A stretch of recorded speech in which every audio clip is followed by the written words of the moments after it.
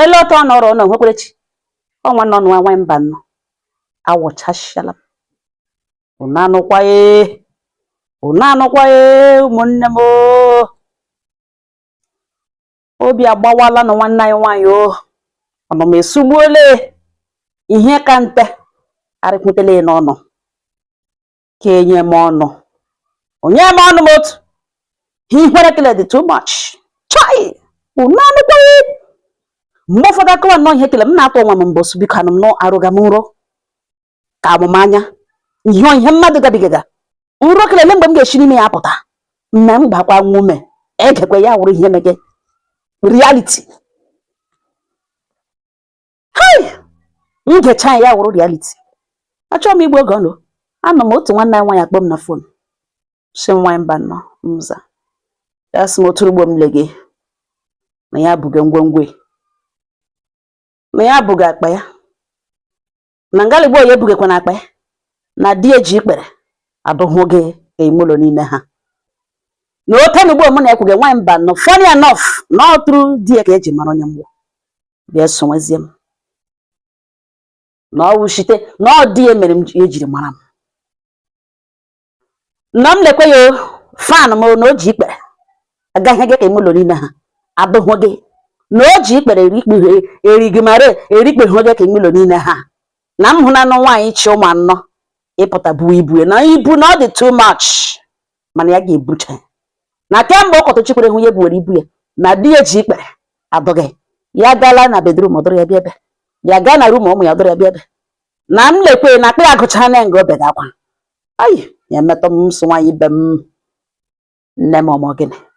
nwaanyị ọma gwa m ihe akwa nọ m gị kpọm gwa m ihe metọ n'ebere gwa ya obilite biko na ya na-agwa ya obilite ya gwara egbe ikpere n'ala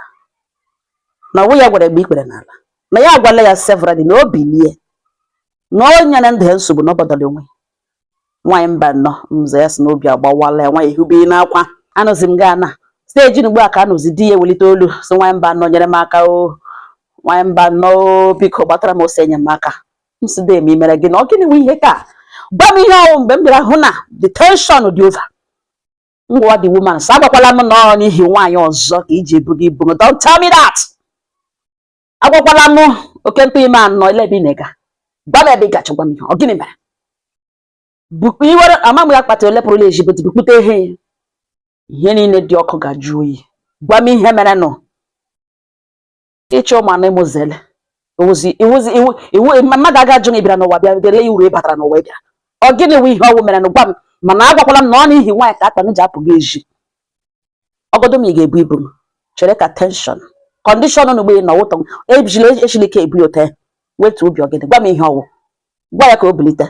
wetu obi biko ya sị m nwaanyị mba nnọọ na nwa mba nnọọ mze ya sị mba ise sị adịbịla ihe hụrụ gị kala akpekesi na m akpekesịla ka ya gwa m ọ gwacha m na m lee ma ọ wụrụ m ma m ga-anọ na m werekwa egbe towara ya ụmụ ụwa na ya ga-agụ kọmentị mana ya ga-anọ n'ụlọ ya agụ kọmentị na di ya ga-agụ kọmentị ya agụkwa kọmentị n'ụwa gwadele ya ebe ya shiri rụ ala ihe kpatara m akpa ya ga-eji ọ ga-apụ eji ụmụnne m nsị nne m ka akpa ahụ wee ebe m digodo afta bukpute godi ya bukpute hapụgodo akpa ụbọchị eyiwe mgbe ọ gwụcha ụmụ nwakwana ya sọ ụmụ ya na ụmụ ya nwee problem na nwaanyị mba nọ mze ya sị m gee ntị na kemgbe e kwerelụ di ya na ọwa iji di ya ka nga a na-eji mmanwụ aṅụ gbara na m hụ na ụta aṅụ bi ga-agba mmanwụ na ihe mmanwụ na-afụ ojonko anwụ arịkpo nga ga-agba ya na ihe niile ọ gbara data na awa oso nwe onye ma na aṅụ agbala ya na mma nna m ga-ama otu oso ya ga-adị and ọ bụ mmanwụ kwesịrị ikpupụ ihe okwu na m ga-ama ihe ya na-ekwu na ọ wote di ya kemgbe ejiri lụ ya na ụmụ nwaanyị gbagburu ya na ụmụ nwaanyị gburugburu gbaraba ya na ụmụ nwaanyị kpumkpụtụ mkpudo mgbe nga mgbe na ya tritikọtala ururu infection n'owe mgbe ya mụrụ nwa ya ka nnọ na ihe nwa ya sọfara infection na ihe ya gabigara nwa ya gabigara n'aka na ọwụ ihe ntakịrị ya na-ajụ di ya sọ otu a na ihe niile ya na-emekwanụ ene nwaanyị eloro anya n'otu ụbọchị na nwoke na-akọchete ma ya wụ nwoke ji nwaanyị chi ụmụ anọ n'ogbe na nwamba nọ mza na ihe nugbo ya na-eko na di ya nọ ngarugbo ene na ya tụ ashị na ya ga-asị ewelite olu so nwamba nọ ọkwa ashị o na nwamba nọ mza na neighborhood ebe na ebi na di ya nwata nwaanyị di ya na-arịba elu na ụlọsọ oke ya na chi ya gbara ndụ na m na-eweta onye anụ ngarugbo egbe iri gikere na ọ mara mma nwoke na neighborhood ebe lenụ na ke di ya na-arịba elu na ka ahụ na chi ya nwere ezigbote ọgbụgba ndụ na ya gide 7 ahụ ọrịọcha ya gbagharacha na mgburute ebe ya bio keke ya hụrụ keke infọmeshọn ka ya jiri anya ahụ ọrịọkwana ya gbaghara na nwamba nọ nza na di ya zụrụ ụmụ skuul ụmụ akwụkwọ atọ na 3 different universities na ya nwere evidence o ji sendagara ha ego school ụgwọ school fees ka o sendara ya sị this is your school fees tikwere obere ego so manage it nna elekwana ka di ya sọ ọkwa ashụ ya sị bikonu gbaghara ma ọ waka ọ na-ekwe nsọ ihe m nọga di ekwe nwamba nọ nza na ihe agagidene mana n'ime ihe a niile na enwere ka fụziri eze m ndị ka ọzọ wụ ma agbọbịa na-alụbeghị di na di ya ebido ya wazie a married woman nwaanyị ji di chiụmụ nwaanyị ụmụ ya tochichara na nwaanyị ya na ya abụọ na-awụghị ebiri na marriage nwaanyị ya na ya abụọ na-awụghị ọgbọ na marriage naanị na di ya nọ na wheelchair di ya nọ na stroke di ya gawa gị ọrụ jigọrọ n'aka married woman nwaanyị ji ụmụ ya tochichara etochi kama ọtọ ya na-akụrụ m ihe n'ugbu a na di ya narị nwaanyị elu egide ha n'anya bam batam disgrace di ya gbara ọtọ na-agbara ya ọtọ ọsọ ọtọ ka o jiri gbabaga na moto ya nyana vuvuvu ka ọ jam hụ mmadụ na di ya gbara ọtọ lota n'ụlọ ya ndị ahụ achịrị efe ya chịrị akwa ya na ebe a tilota n'ugbo ya na-akụrụ m ya n'ugbu a na akwa di ya na ebe ahụ na ọsọ ka ọ gbara shi na bedroom the man ụmụ okorobịa dade ma ndị nebo ha ndị bi n'elu arịtụ ihe akụ efe ya gbaji ọsọ chefu efe ya gba ọtọ di ya were oso ndụ gbabaga n'ime moto ya n'otu ka oshi gbara oto n'ime stiarị na ọ gbara oto complete lọta ya ekputechiri ihe ya n'aka kpuchie gụhụ ụzọ gbapụta n'ime ụlọ bịa yiri akwa before bebeghachi ga-emenyụọ ignition ya batazie moto inside the compound ọra ha ahụ dị information aga somebody abịa wụọ pepa abịa na-akụrụ ya sị ya na di ya ka ọ gịnị bịa n'ukwu na nwaanyị mba nọ na m lezie ihe tụpụta gị eji na ihe ya chọziri ịlawazi ugbu a na ọ karịrị the same woman nọ na di na-anụghị na marriage ya akọkashibe nwaanyị nọ na marriage isi nwa nwaanyị erucha na 32 years last born this woman ka di ya toziri kewe ime ọhịa a na-akpọ ịgba nne na nwa di ya toziri the young girl di ya toziri the young girl ime ọ dị ime na time na ọ dị ime na nwaanyị mba nọ kama ihe chụga this man ga-egbu ya na ụmụazị ka ya shift wo na ọ ga-akarị mma ịza divorcee ga na ịza nwunye oke nkịta oke mkpi gbagba alaba okwu ya dị ma di ya etiwesị nwamba na ọwa aka ọrụ ekwensu nwamba na ya wụ na ọwa aka ọrụ ekwensu na enwere ebe e buru ya ebe a gwara ya na ya nwere nwunye mmiri na nwunye mmiri nye gị nsogbu ye nwunye ya jụọ esi nwunye mmiri nwe nwunye mmiri ga-enwe taịm nwaanyị ọzọ na ọgwakwala ihe ya maara na ọnwa anwa nwee nwunye mmiri na nwunye na-eti na nwunye mmiri ṅụrụ acha aṅụ ị ga-adị very weak nwa physical woman metụ gị aka igwe ga-egwe nọ because ọrụ ndị nwunye mmiri wụ ha ga-ebi n'ọhụ klon ya ga-edi weak drain ọṅụ na o jikwere nwunye mmiri abịa anaghị excuse ya alụghị onye ara na ya lụrụ onye shịrị mma ma ọ bịakwala bịa akọ ihe ọ na-akọ nga na nwunye mmiri na ọnwa anwa repeat na maka gos mụnne m rịọwa na mgbotoro ya mba ụwa enweghị ha nwere ha ga-agwe na ha gwe mana for now otu ugbo ya na-ele m na ibu ya ga-alarịrị na ya ga-apụrịrị gawa na the other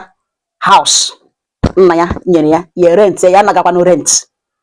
na ego ha ji na survive na ọwa akụ na ụba nna ya si n'aka nna ya rutere na enweghị ya na-emere di ya ka ọ nọrọ ofu ebe ka ọ nọrọ n'ogbe na enweghị ya na-emere di ya ka obi ya ma still na ọkwụ ka ata n'ekiti na ọ na-anọ otu nga mgbe niile ọ nwere direction everything nwa agwa elewe ordinary film bụ ya ahụ ha ala mmadụ abụọ suru onwe ha ọnụ gị hụ igwe ile anya n'ukwu ihe niile alala elu nwaanyị mba nọ nze ya si no na ọ dị too much achọghị ịwụsịrị mmadụ ụmụ ya chọrọ ịrụ ndụ zụ ụmụ ya nwa that woman nwa ya nwoke asọ dị bad, nwa that woman dị extremely bad. Ndị side ha rịaga nwatakịrị nọ na gang ọjọọ jụrụ njụ ishi ushi with ihe na o mere mma mụrụ ya disgrace ahụ maka o mere last born nne ya a na-akọ ka a na-akọ ya enwe onye mana ọ dị wala ọ na-abịa na-ata nne ya na-ata nwa tụzie ntụrụ nwa nwaanyị ime the man na nwedetin fenti ọ n'ụlọ ọgwụ ugbo nwa the woman ya mahụ na ụdị o ji bụ ọgadacha na ihe ejisi ka eburu ibu ya kpọrọ ụmụ ya n'ihi na that boy nwere ike ịkpọrọ ndo gang ya ha abịa ada ya nwaanyị na ọ gaga 15 years na ha eme mind ịwakpe nara ihe n'ike ha gbuere na ya nwụnyụ anya ọwụ ya maka nwa ya mụrụ ga-ebu iji ihe nna ya metere na ya gwara ụmụ ya na ụmụ ya ụjọ dị ha ugbu a ka o doro ha anya na no n'ihi na ndị ke nwoke atọ toro ke nwaanyị nta ke nwaanyị last born onye ọbụla ha adịla redi na m ledele ihe di ya mere omekasacha ya mee toro ya na-agaje n'ụzọ ugbo a na-akpọje nwunye nwamkpi chai ụmụnne m okwu ekwulekwucha ya sị m na ya na-akpọ m ka m bịarịọ ya bịa buzere mgbe m gbotowara ọtọ ya na-agwa m ihe ugbo m ga-agbotowa ya ka ya ledele ihe mba ụwa ga-agwa ya na for better for worse na tell part of it. Ai ụmụnne m biko enwe ihe ụnụ nwere egwe onye ọbụla kwuo obi ya onye ọbụla kwuo obi ya gị mara n'obi gị kwuo obi gị gị mara n'otu o shedere gị ihe ị ga-eme ma ọ wụrụ nwanne gị ihe ị ga-agwa ya kwuo obi gị agwala m ya ihe m nwere ike egwe ka anyị ji wụrụ mmadụ mana ihe m na-aga ekwu your own opinion ịnọ nga ọkwa na ihe a na-ekwu kpachapụ anya nga you have a beautiful home but you know it's not until you lose it, until you crash it from foundation. Ewu nwoke nọ ngalana ọgaji shike o helite gị so mba gị kọta aka so quiet o helite gị so get behind me set up gụnwa ga-ejere nye aka nyere nwa aka nwunye ga-enyere aka ihe ọbụla ị na-eme na-arụghị ezinụlọ gị mma jishi ike akwụsị ya inyere nwa aka ga-akwụsị ya lewedele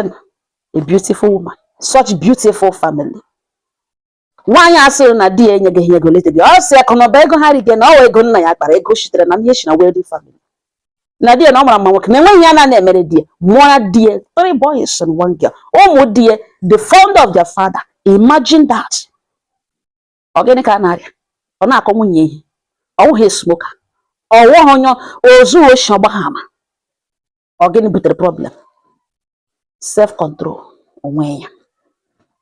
Nwaanyị si ya na ha edikwele ka ụmụ agbọghọbịa ke ndị ka dị n'iche even a married woman ọ ga hello